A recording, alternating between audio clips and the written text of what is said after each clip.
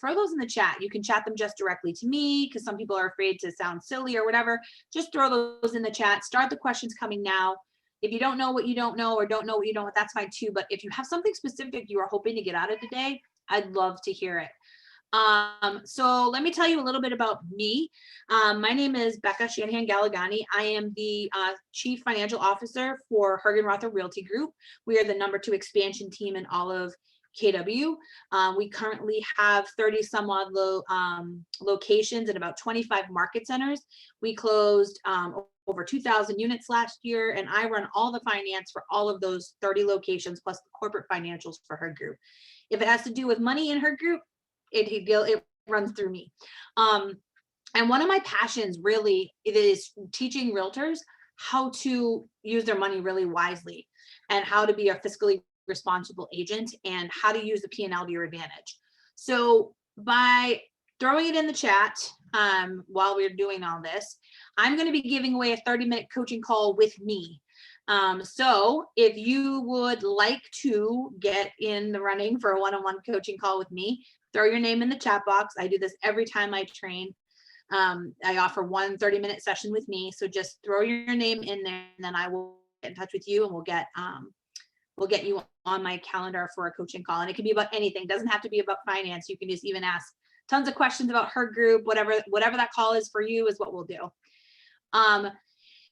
If you want to know Becca, more, can I just say briefly, I think you and me did that back in, you probably don't remember, but back in March. And I basically said, here's my P&L. Am I missing anything? Is there any like fat that you think I should cut based on your experience? So there's a lot of different directions that you could go with that 30 minutes. And I found it very helpful.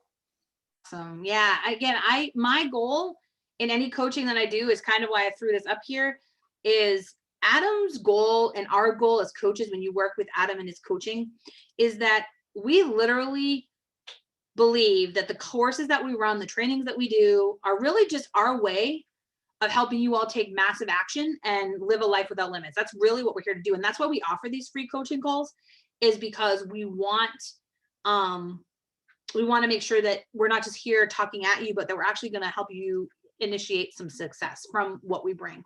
So I want to talk a little bit about money for the good it can do. So I can teach you guys about P&Ls all day. I can show you what you need to know about having a P&L, getting your finances in order. But the mindset around money is probably the biggest thing I see with realtors, that if I could adjust one thing in the real estate industry, it would be realtors' mental math around and how they look at money. So one of the things I tell everybody that I coach, no matter what we're coaching on, is I need you to know your business and your personal whys around, not like I do this for my kids or I do this because I want a boat or a house or financial stability, but more around the why around your money. Why do you work? What is your goal? What do you want to do with your money? What will the money do for you? What will it do for others? What is the good that you plan to do with the money that you make? Because what I've found is that a lot of people are just thinking deal by deal by deal, house by house, dollar by dollar. And they're not actually thinking, and therefore the job that we all have, the businesses that we run are very transactional and impersonal. And then the money becomes transactional and impersonal. When we have a good plan around money and we know what good it plans to do, either for ourselves, our families, others, research, donations, whatever that looks like. When we know the good it's going to do, it is much easier to look at numbers in a more critical view. If you're already angry at money, you can't critically look at it because you're already critical. You're already angry about it. Now, I know this sounds really weird coming from a finance gal, right? I love numbers, I love spreadsheets, and I love statistics. But what I love more than anything is teaching people to have money for the good it can do. And when you look at it that way, P&Ls make sense. When you know you want to give or tithe, or if you have kids that you want to put through college, or nest eggs that you want to make, a second home you'd like to purchase. When we talk about every single thing as part of that plan, we can dig deeper. We can make better decisions. We can make cheaper, leaner decisions. And we can definitely make businesses worth owning because we know the good it's going to do. So mindset about money is huge. You also have to be a master of money. So what does that even mean? When I first got into finance and became is a funny word, but when I came into finance, I worked for a family business. My family installs sound and video equipment. That's what they do in homes, in churches, in businesses, in stadiums. I knew nothing about sound and video installation. I knew nothing about finance.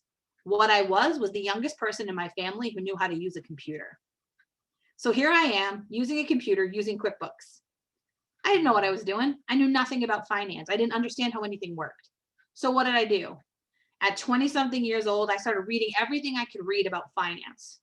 I started following financial websites. At that time, there weren't really bloggers back then, but I followed financial websites, and I read books, and I read articles in newspapers, and I read magazine articles. Tells you how old I am.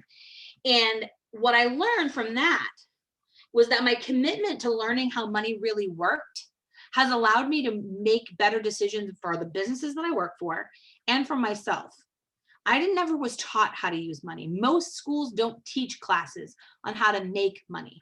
They teach you how to manage it. You'll have an accounting class, but they don't teach you how to be fiscally responsible or balance your checkbook or any of that. So I had to commit to learn how money really works. And I mean all aspects of money. I mean interest rates, banking, P&Ls, Bitcoin even, right? How now I'm learning about Bitcoin. I'm learning about, again, right now I'm learning about all different kinds of business strategies around money. But that's because I want to be able to teach others about money, because if you can teach it, you learn more, right? You force yourself to take in more. So I'm going to challenge each of you guys to change your thinking about finance. Learn, read, follow bloggers, listen to podcasts, find people that think similarly or different than you about money, and follow them and learn. Because here's the thing, if you want to make big business decisions, you have to understand the ramifications of all your decisions. So be a master of money.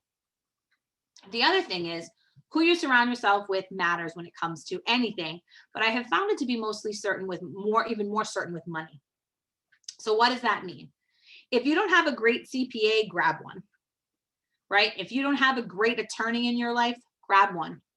If you don't know the best ways to set up your financials or your mutual funds or your investments, get a financial advisor, right? You need to surround yourself with people who know more about money and will help you make the best decisions with your money.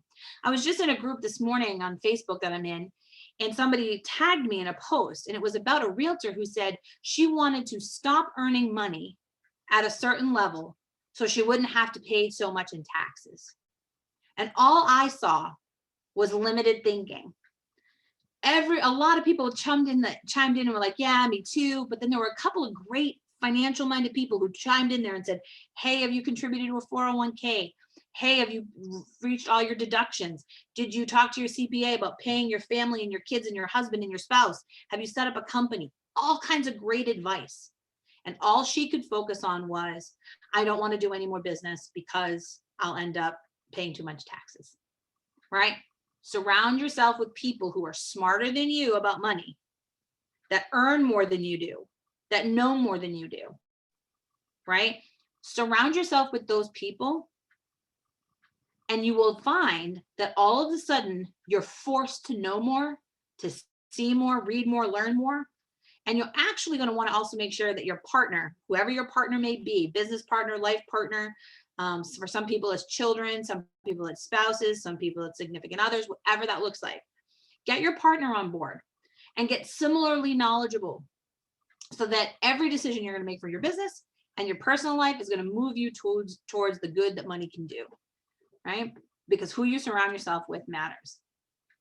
So by a show of hands, because I can see everybody, which I want to make sure I can. How many of you actually run a P&L every single month for your company, your business, your, whatever it is? I only have 3 people online, 3 faces. Well, if you do, throw it in the chat for me, because I want to know how many of you guys actually run a full P&L for yourselves on a monthly basis. And I mean monthly, not quarterly, but monthly. So if you don't, right? I think it's really important. Cool. I love that some of you are doing that. It makes me happy. So a couple of things I would tell you about monthly profit and loss statements. And I have a different slide that will go over how to read a P&L. One of the things I often hear from people is, I don't do a P&L because I don't know what the heck I'm doing, right? If you are in need of help on, reach out to me, Becca, BECCA at hergroup.com. 2 G's in the middle, HERGGROUP.com. Becca at her group. I have some great resources for you about people. If not you, then who? I know the who's. I can help you find a who will do the day-to-day entry for you so that when you meet with your CPA, it's all ready to go, right? But I want you to also be looking at your money in terms of personal and business. I want you to have a handle on all of it. I want to see, do you have a personal P&L? Are you tracking all your expenses to make sure you're not missing any in your business?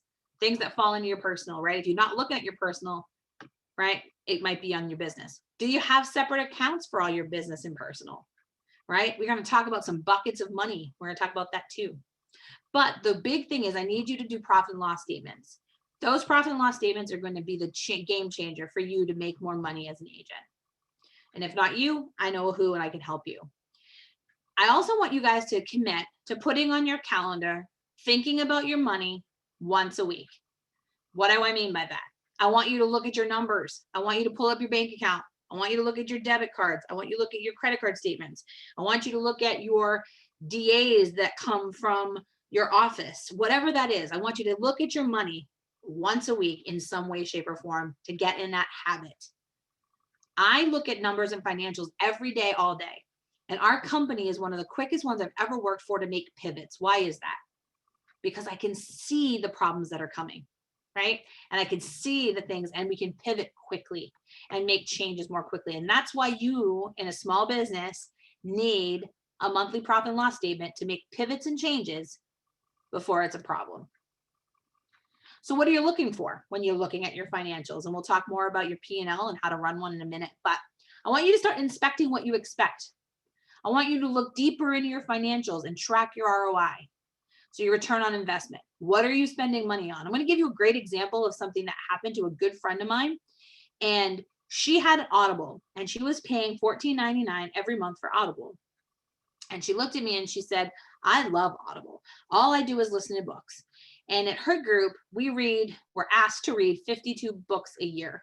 That's pretty much one a week, right? So I listen to a book and read a book all the time. I always have 2 books going. And I asked her, I said, oh, that's awesome. So, you do Audible, that's great. And I said, oh, what do you have? She said, oh, I have the monthly plan. And I said, great. So you read about 12 to 14 books a year? She's like, oh, I read 6 last year. Huh, interesting. So she is paying every single month, $15 a month to have credits sitting in her account that she's not even using.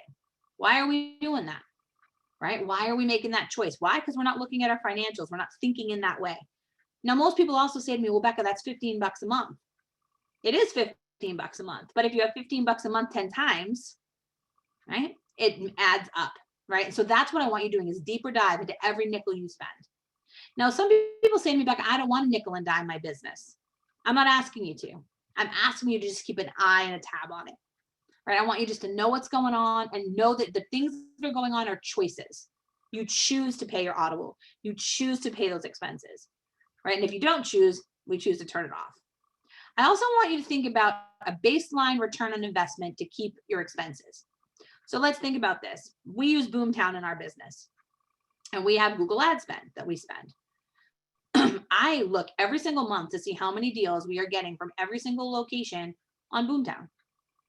Why do I do that? That is one of our biggest expenses in our company. So I want to make sure that what we're spending and what we're yielding are in alignment. So we have a percentage that we like to say is it has to make a minimum of 200% more in income than what we spent on it. For just to keep it for, bare minimum. For us to invest more in it, there's a higher number. But I want you to look at everything you're spending and find an ROI base for it to know what you're working on. Have you ever had someone else, I know someone just said it for me, have you ever had someone else audit your profit and loss statement? So if you ever took classes where they talk about when you hire somebody, you should have to defend your candidate for a hire. And so for me, I want you to defend your P&L with somebody. I want you to put that P&L in front of someone like me. And if that's what our coaching call does, I'm happy to do that for you. I want to be able to say to someone, hey, what is this expense and why is it here? And then I want the person to be able to say to me, well, it's here because, okay, well, that's great. It's here because of that. And again, I might ask you more questions, but if you can defend that expense and show me the return, then what ends up happening is you're able to show ROI, and then we'll talk about the actual ROI. We're going to be able to say, okay, you use this because you always used it. What's your return? So have someone else audit it. Pay someone to do that. Pay someone to look at it that knows real estate, knows return on investment in real estate, and will look at it for you. Help you trim that fat, right? This is one of my big, I could sit here, it is tax time. So the IRS is not your enemy. Well, it might be, but I think my bigger answer to this is we have to stop thinking about the IRS as our enemy. We have to think about ways to make it work for us the best way we can. Did you guys know that in the United States, realtors are some of the most, one of the highest bracketed individuals and independent contractors that don't pay their taxes, right? A lot of realtors are not thinking about the end in mind when they do a transaction. They're thinking about right now, and they're not thinking about the end in mind. So quick tips from me. Again, we'll talk more in depth on some other things, but to make the IRS work for you, plan ahead. Have buckets in your business. So I want you to have cash buckets, and one of those buckets needs to be the IRS, right? Avoid that audit by filing on time.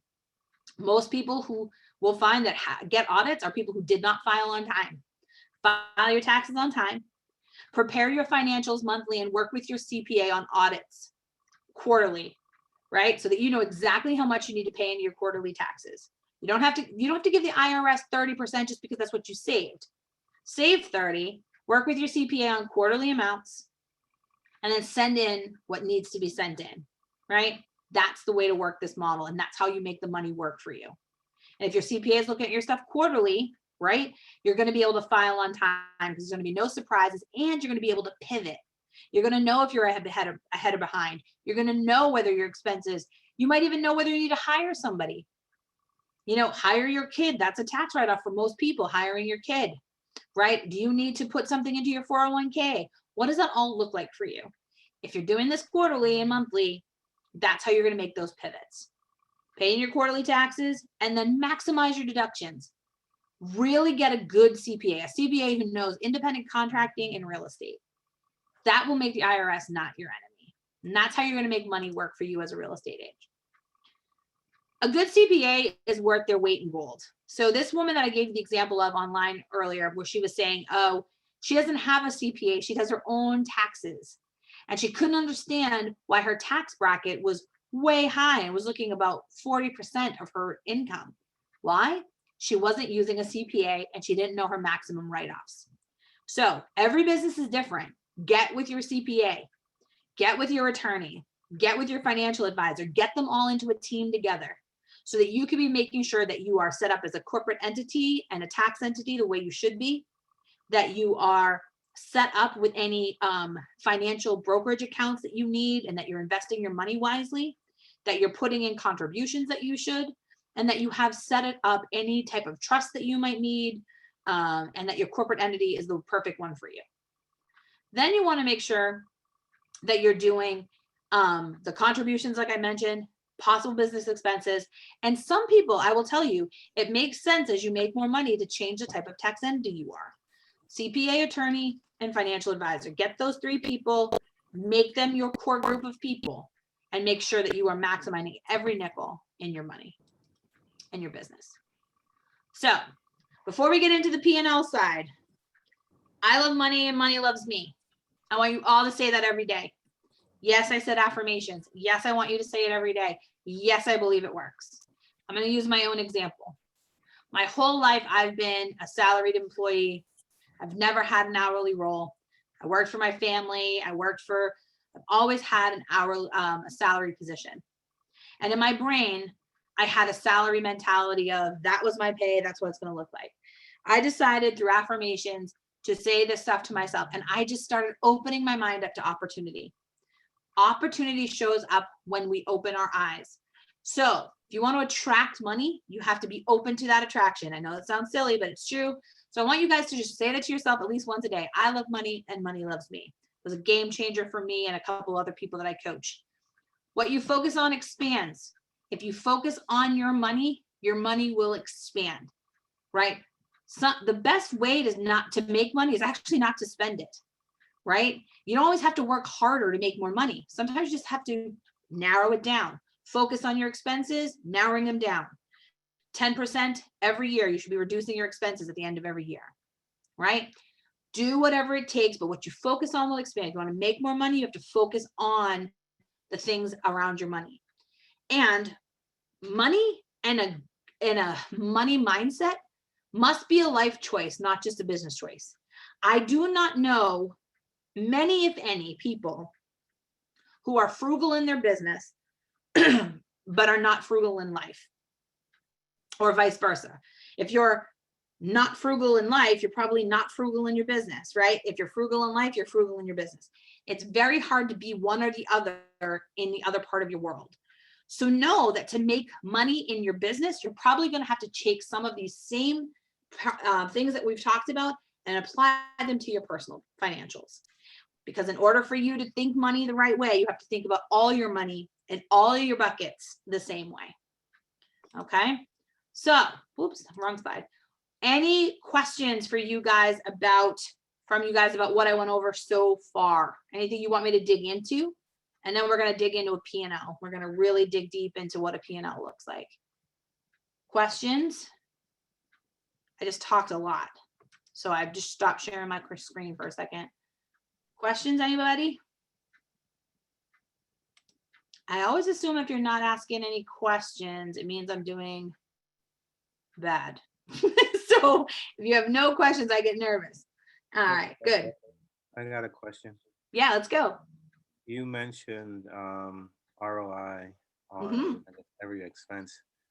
How do you, because in my mind, every item doesn't necessarily have a ROI. It's a necessary expense to do business. Yeah. So how do you determine the differences between, what's ROI-able and what's not? ROI-able, I like that. So give me an expense that you don't believe we can find an ROI on.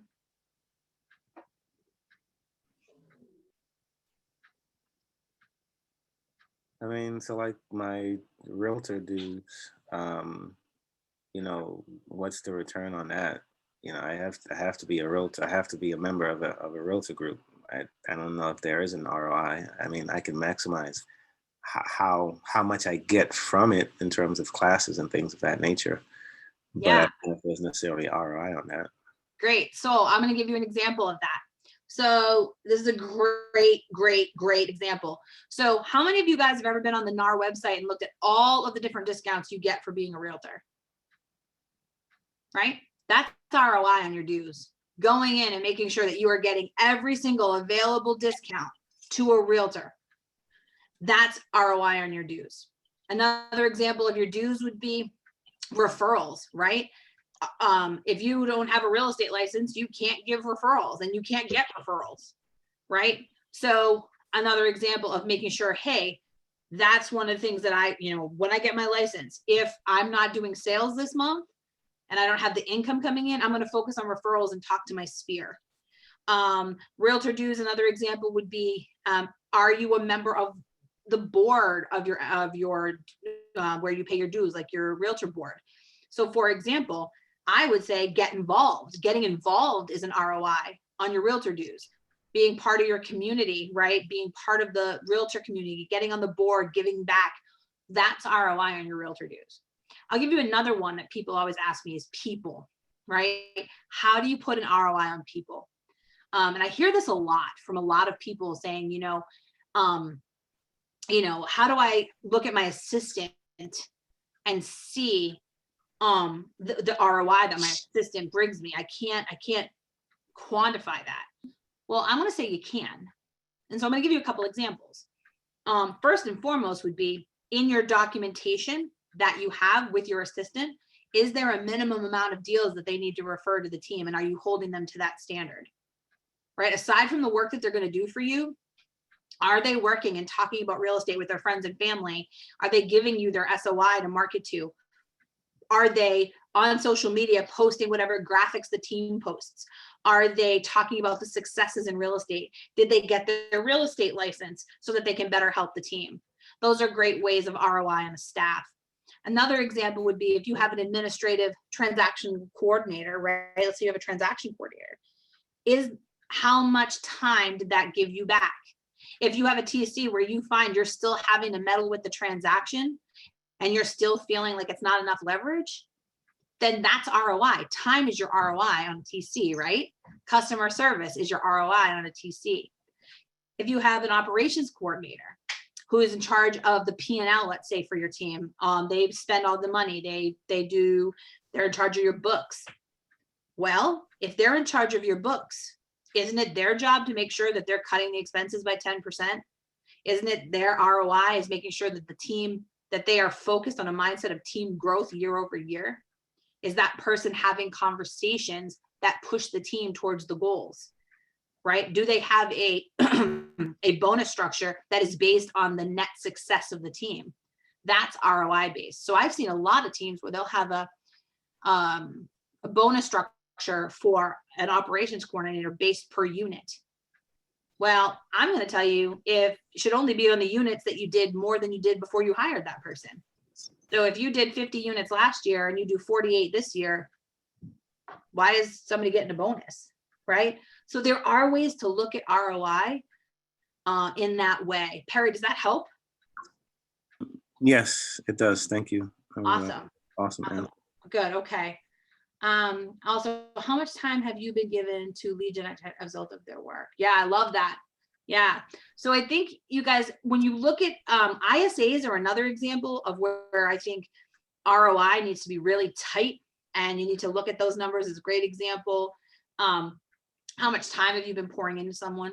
So yeah, those are some examples. Sam, did you want to say something? I know you've been an example that I've always struggled with maybe more than anyone is, or more than anything is, like, we use G Suite instead of everybody getting a personal Gmail account. And I guess you mentioned there's a convenience factor ROI. I don't know how to quantify that. Do you have a way you quantify convenience? And, there's also a business control aspect to that. Yeah. So there's two ways that I look at ROI. And so again, it's going to be straight ROI, which is, I spend X, make X, and that's a percentage. I think, so that's one way. And I think there's the other way is like two parts. One, it's convenience, which means, is it easier for our business to manage a group when all of the people are in their same domain? Well, the answer is yes. If we have at her group, for example, we have an intranet that we build for all of our agents to have access to. If you don't have a her group email, you can't get in. Way to lock it down. That's the other piece. Losing intellectual property and losing money in some way from something is another form of ROI. If someone can walk out of your business with leads because you didn't lock it down, right? Then what's the point of having that CRM? Right? If someone can just take every lead, change the lead and mess with it, and you don't have no idea where that lead came from, does that really allow you to have ROI? No. So spending a little bit more for something that will allow you to lock it down and prevent loss of intellectual property or client leads, that is a way of determining ROI, because you're also just mitigating a loss, which would be negative ROI. And so I think when you look at expense like G Suite, or what's another one that I just had one in my head, bank charges, right? Bank fees. I was like, well, what's the ROI on bank fees? And I'm like, well, don't be so smart alecky at me. My answer is, if you love your bank and they do a ton for you, like our bank, I can call that bank or email that bank. I have a dedicated representative who helps me and answers my email within 2 minutes. How many of you guys have a relationship with a bank like that? Maybe you do, maybe you don't. I will pay all day long to have my question answered instantaneously. That is ROI, right? So I think sometimes it's also going to be about the expense may just be from a convenience, but my time and my hourly rate of waiting or dealing with something for 5 hours is huge. So yeah, that's Sam, does that help? That's great. How are Thanks. you? Someone's unmuted. Do you have a question? You don't have a name. Your name is Zoom user, so I don't know who that is. All right. Any other questions? My chat box went away. Good. Ooh. All right. So let me move this so I can see the chat box because it just went away from me. I don't know why. Okay. It sounds All really weird, but I had it. It was actually Can the Sure. person being user mute? Then Sam, whatever you call it on top. small right now. And then Edward, espresso can shot. someone We're gonna do mute her? large. Large actually. Hey, Monica Whoever ordering McCain, I think you're food- unmuted. Yeah, Is it- who's ever.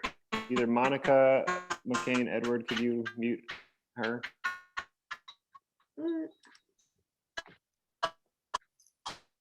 Yeah, it's whoever's ordering food. Zoom We hear user. you. All right, so I'm gonna keep going. Hopefully you guys can hear me and you can see my screen. Can you guys see my my new one? Okay.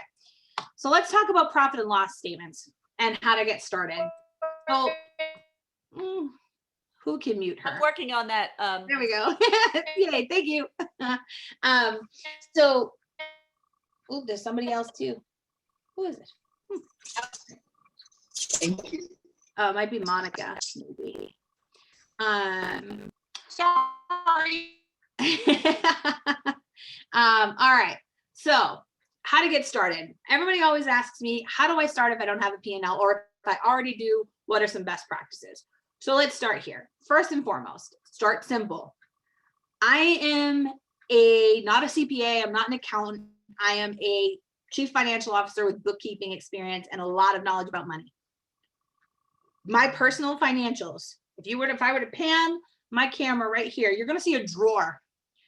And in that drawer is a lot of receipts, not organized in any way, shape, or form, except once a month when I go in there, when I'm focused on money, and I take care of them all. But until then, they're in a drawer. I'm not any better than anybody else. They get hucked in a drawer until I need to deal with them. And I deal with them once a month, right? So all I had to learn was what documentation did I need to keep? So those of you who as a realtors, right, we're going to keep our check stubs and copies. We're going to keep any market center information or business entity information that they give you with a check. So distribution authorizations, breakdowns, so that you know what every expense on there was. You're going to keep your receipts and your bank statements. Pretty simple. You're also going to want to make sure that you have some type of mileage tracking app, something that tells you where'd you go, what'd you do, and how much you drive your car. A lot of those apps also have the ability, and again, I don't recommend any because I have found you need to find the particular one that you like, not the one that I like, the one that you like, that you will use. And a lot of those have features to save your invoices into, right? So take a picture of the invoice. If you don't want the paper hanging around and you're really tech savvy, take a picture and it will save it into this app for you. Get whatever works for you. And then I want you to track it in a way that works for you. I have a friend, been in real estate for a long time. He still tracks everything on pen and paper, old school accounting papers. I use a Google spreadsheet for myself, for my personal business, right? Some people use Excel. Some people use QuickBooks. Some people use a bookkeeper, right? That will do that data entry for you into QuickBooks or Quicken or whatever that looks like for you. I do have access to the old MREA P&L, which I can send out to everybody through your market center contacts. And so again, if you're looking for a cheap, easy way, I have that and I can send it out if people are interested in that. The other thing I want you to think about is a lot of people in real estate have side hustles, right? You might be a realtor, but you also might be something else. I'm going to recommend that you have a different tax entity for your different hustles, or talk to your CPA about why you shouldn't do that. Some entities and some businesses can be deducted differently.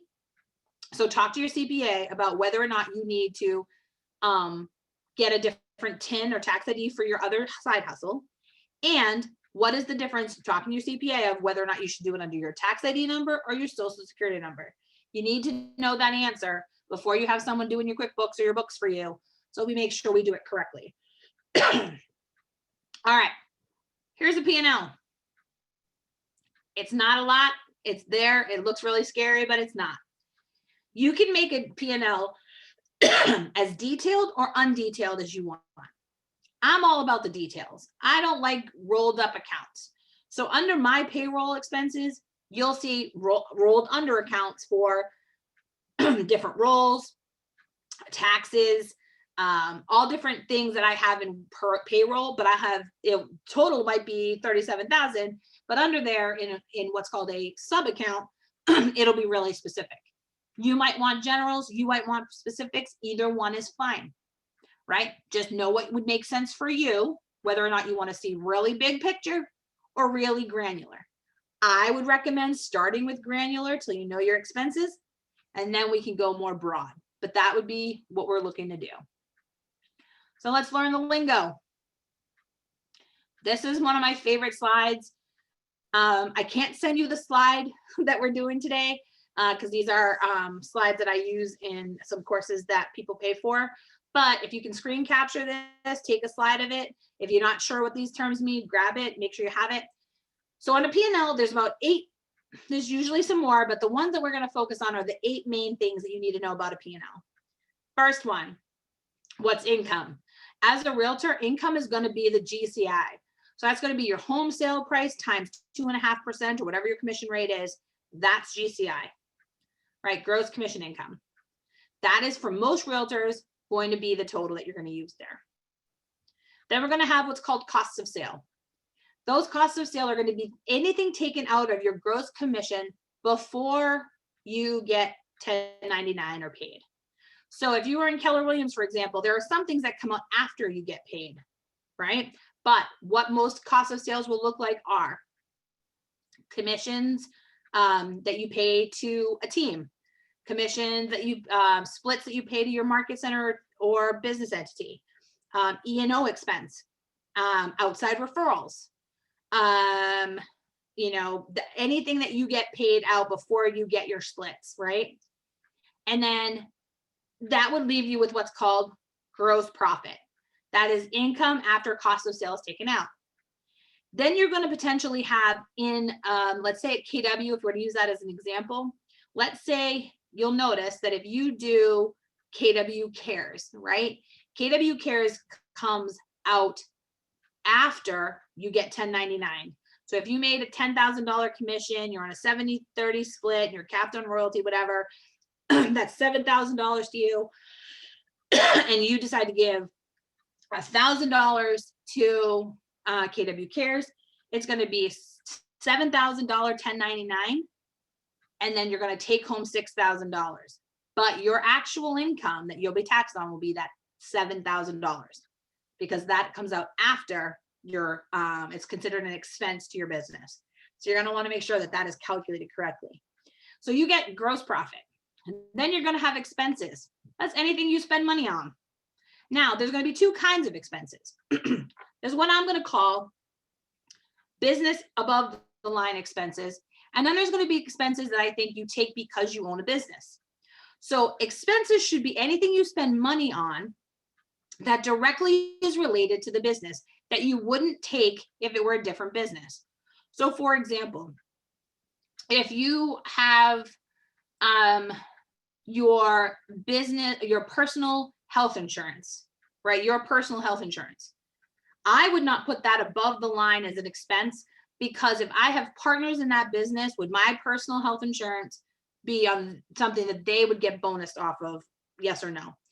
The answer would most likely be no, because I'm only taking that in my P&L because I can for this IRS taxes. So when I say above the line, I mean business when I'm looking at my business, and below the line, I mean what can I deduct with the IRS.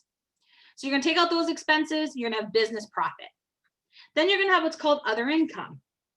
Those are the other sources directly tied to your real estate business, but not transactional income. So for example, profit share is a great example. If you're with Keller Williams, profit share is huge here. That would be an other income. Interest income, if you have a savings account and you earn interest, that would go into other income. If you have vendors that support your business some way fiscally and they pay you money in some way, that would go to other income. Other expenses would be any expense that you can deduct, or like what I call below the line, that are not 100% tied to your business operations. So like income tax, gas for your car, trying to think of some other ones, meals, right? Those would go there. Those are tax write-offable expenses, maintenance on your car. But if you had an administrative assistant who you wanted to bonus off the business, those are expenses they may not need to take into effect, really don't affect the business. And then you're going to have, at the end of the day, net income. What is the taxable net income for that entity per what you're going to send over to your CPA? Make sense? Any questions on those? All right, while you guys are thinking of questions, I want to give you a couple of tips on when I said become a student of money. Here are some of my favorite examples to use. If you are interested in learning how money works from an accounting and QuickBooks perspective, I want you to go get the book, The Accounting Game, Basic Accounting, Fresh from the Lemonade Stand. That is a great, easy book, which basically talks about all the different kinds of accounting using the basic premise of how to run a lemonade stand in your front yard. Really great book. That and Accounting for Dummies were how I first started. When I first started learning about accounting, those are the two places that I went. DaveRamsey.com is another great, whether you like his methods or not, he's got great education about how to learn about money, especially from how to save money and be a warrior of money. And then, of course, The Millionaire Real Estate Agent is a great book for agents to understand how to basically run a fiscally responsible business. So those would be 3 suggestions from me. And then the last thing I want to talk a little bit about, because I think I have like 1 more minute.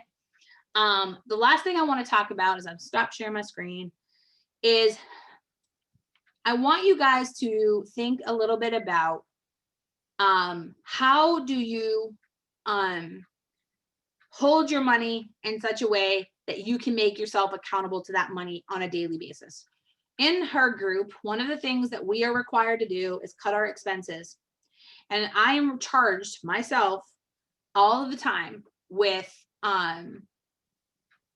cutting the expenses for our company at least once a quarter, 10%. Now it's really, really hard. It's a lot of ego involved with it.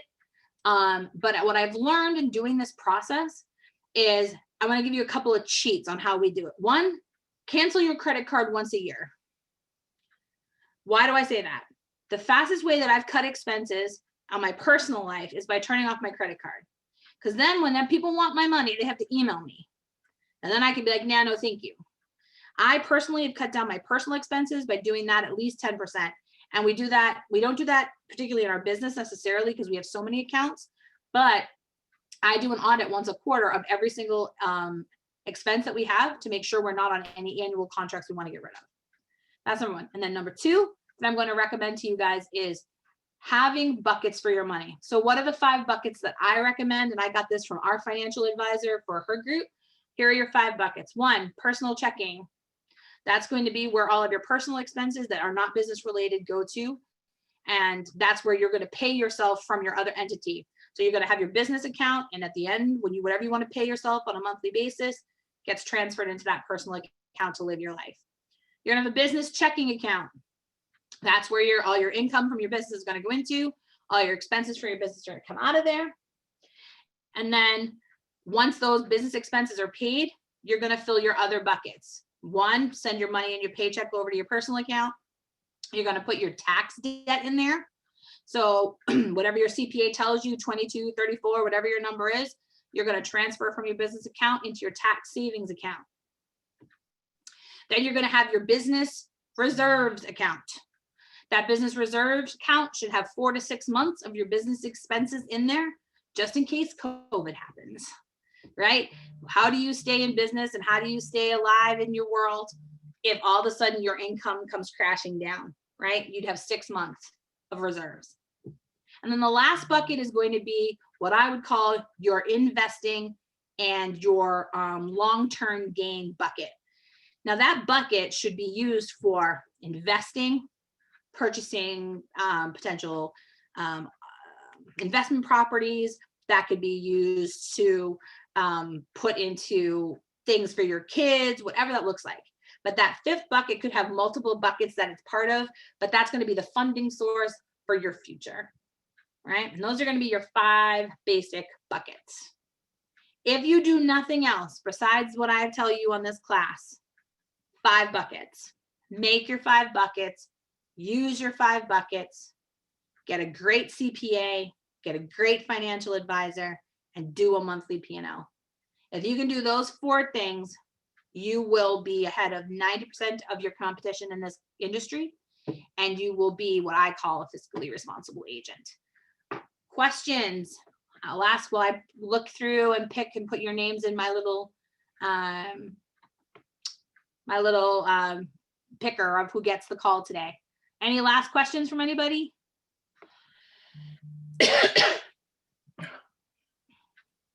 Anyone? I think Hi, Jessica Jessica. put one in the, do you have recommendations on percentages in those buckets? Yeah, that's a great question. So my answer to you with this would be your CPA is going to be the person to ask. But I would always recommend starting off with 30% from the IRS off the top. Because if you pay the IRS and you have more left over after that quarter, that money can move to your other buckets. I would recommend that you know your expenses that you need to live on, right? So you know what your required income is, and then then you'll pay the IRS, then pay yourself, right?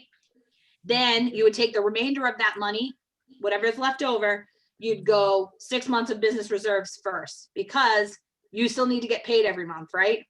And if you have the reserves, you can move that money over, right? And then we move to the next bucket and the next bucket, right? So start with the IRS, then you pay yourself, then fund the other buckets. So I wouldn't go by percentages. I would go by what do you fund first and what do you fund last. And I think that would be the best course of action to start with. I don't like to give percentages, but IRS, I always say start at 30 and your CPA can back you off of that. Yeah. Any other questions?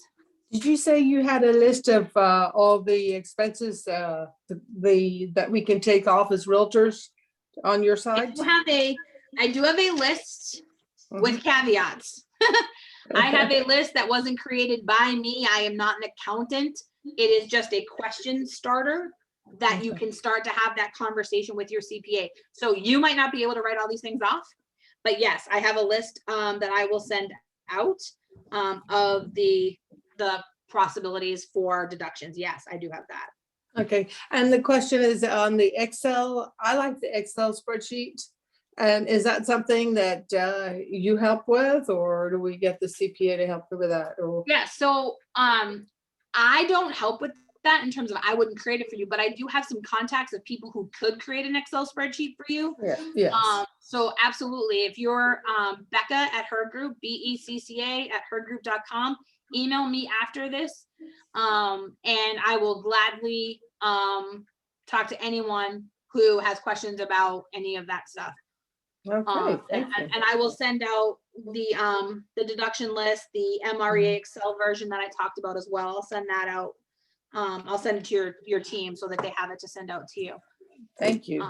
Thank you. Yeah, for sure. And Louis, this is Sam is in the Green Hills office. I know there's a couple different offices here. We are planning to do a workshop follow-up to help people kind of get started with a basic spreadsheet or get something that you can start actually working on it. I've adapted ours over the years as our business has transformed. So it's probably there's not really a one size fits all, but we can get you started and then you can continue to make it right for your business. So stay tuned for more details on that. Love that. Any final questions before I spin the wheel?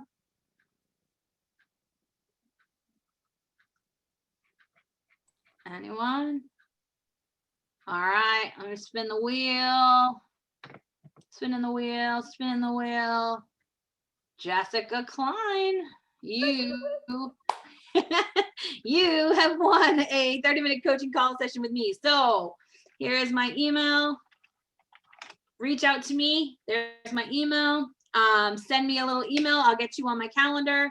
And we will do a one-to-one coaching call on whatever topic you want. Last but not least, if you guys are interested in coaching with me, I am always taking coaching clients. If I'm not the right fit for you, we have a coach for everyone here at Adam Hergenrother Coaching and Business and Life Coaching, and I'd be happy to introduce you to our team here. It has been my distinct pleasure to be with you all today. I am also available to you. Email me, no fee, no cost, nothing. When I teach a class, we now became friends. So feel free to email me. I was also, I don't know if I said this, I was an MCA for 12 years. So I understand everything about KW, everything about what you're doing.